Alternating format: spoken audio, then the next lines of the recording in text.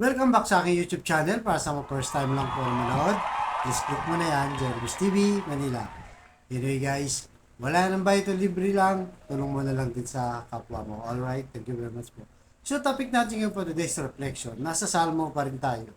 So ang Salmo o mga awit sa Biblia ay mga author, kagaya ni David, na may mga pinagdadaanan ng mga panahon na yon.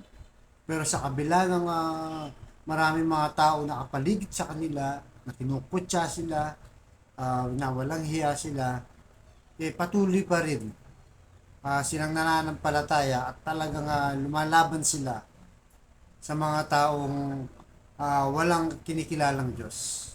So, yung pananampalataya nila hindi nawala sa kanila. Kahit na naagrabyado na, nilalait na lahat, guys, lahat ng mga taong umuusig sa kanila. Patuloy pa rin sila. Kaya nga ayon sa Salmo chapter 23 verse 1 to 2. Ang Panginoon ang aking pastor. Hindi ako magkukulang ng anuman. Tulad ng tupa, pinagpapahinga niya ako sa masaganang damuhan patungo sa tahimik na batis.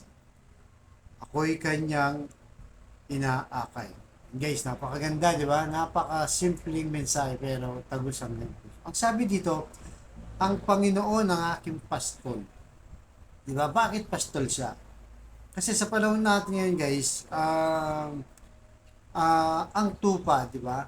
Kasi pag pastol ka, meron kang mga tupa. So, ang tupa, sa panahon natin, sa modern time natin ngayon, lalo na dito sa ating bansa, parang hindi tayo masyado makaka-relate dito. Kasi wala naman tayo nakikitang tupa. Kahit ako personally, wala pa akong nakitang tupa. Nakikita lang natin yan sa TV, di ba? So, sa mga sa cellphone ngayon, nakikita na rin natin mga tupa.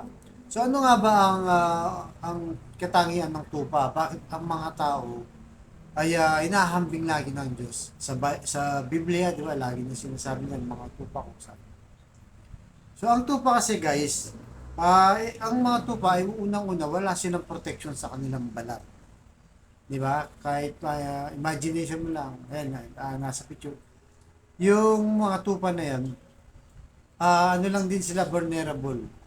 Mahina sila, mabagal sila, wala silang pangil, hindi sila mabangis, madali silang lapain, diba? Ng mga kalaban nila mga hayop. Diba? Kaya ang mga tupa ay talagang kailangan ng pastol. Kasi nga sumusunod lang sila kung saan na nila kung saan ang pastol ay isasama mo, kakaliwa, kakanan, didiretso, pastol lang ang lahat ng nag-aakay sa kanila. Kaya kung ang pastol na to ay papunta doon sa kapahamakan, lahat sila mapapahamak. Diba, papunta ng dagat, mahuhulog sila sa bangin. Doon pumunta yung pastol nila, lahat sila mahuhulog sa bangin. Kasi sinusunod lang nila. Kaya nga sabi ni David, ang Panginoon ang aking pastol. So, ibig sabihin guys, ano man ang nangyayari sa kanyang buhay, talagang ang Diyos lang ang tinuturing niyang pastol na umaakay sa kanya. Diba? So, madalas humihingi tayo ng favor sa Diyos. Kailangan meron ka rin relasyon, di ba? So, kumbaga siya yung lahat ng nag-aakay sa'yo, maantabay, gumagabay. Kaya nga sabi dito, di ba? Hindi ako nagkukulang ng anuman, di ba? Tulad ng tupa. So, napakalinaw guys na wag mong ituring ang sarili mo na hindi ka tupa. Wag kambing guys kasi inambing yung kambing sa masamang tao. Kaya kung ano man ang mangyari, kung nasa isip mo ang pastol mo ang ating Panginoong Yesus, sa Kanya tayo susunod. Para hindi tayo mailigaw, di ba? Hindi tayo maloko ng ninuman. Hindi tayo malinlang.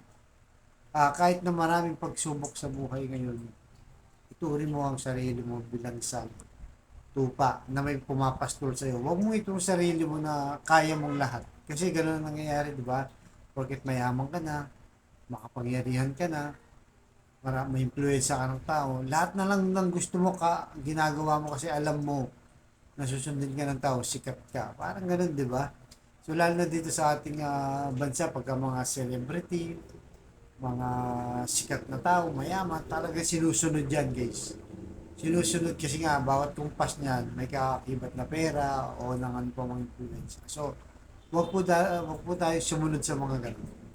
Sa Diyos lang tayo susunod. Kung naman ang ginagawa ng mga sikat na yan, para sa kanila na yan. So, kailangan mo ng pastol, every time na naliligaw ka ng landas, isipin mo na lang, may Diyos. O Panginoong Yesus, naghagabay sa iyo, aakay sa iyo, at dadalhin niya kung saan ka pwedeng, kung dadalhin ka niya kung saan yung pinaka-the best na mangyayari sa buhay. So, ayan po lagi natin ilagay sa ating isipan, pusip isipan, na may Panginoon tayong pastol na handang tumulong sa oras ng kailangan, na akay tayo, tinutulungan, lahat ng kakulangan natin, kung iasa natin sa Kanya, wagat ng ating sarili, takyo na kanyang ipagkakagawa.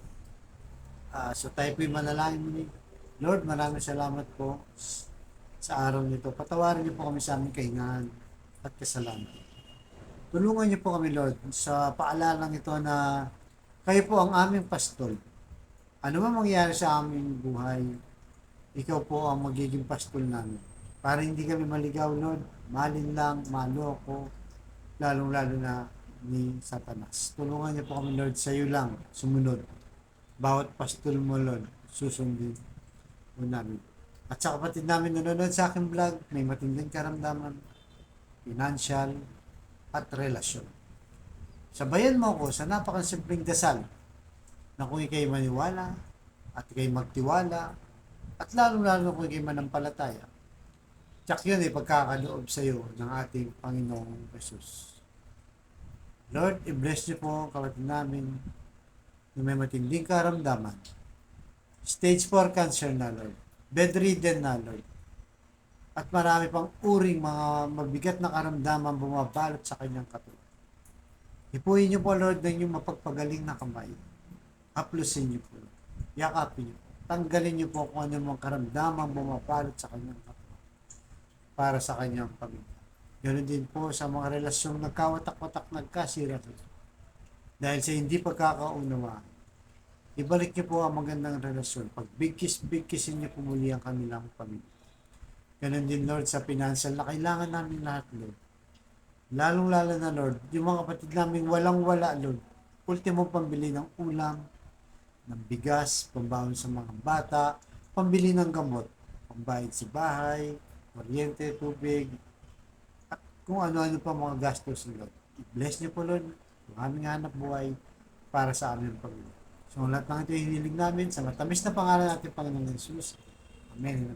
To God all be the glory. Sa ngalan ng mga anak, Jesus Christ. Thank you very much po.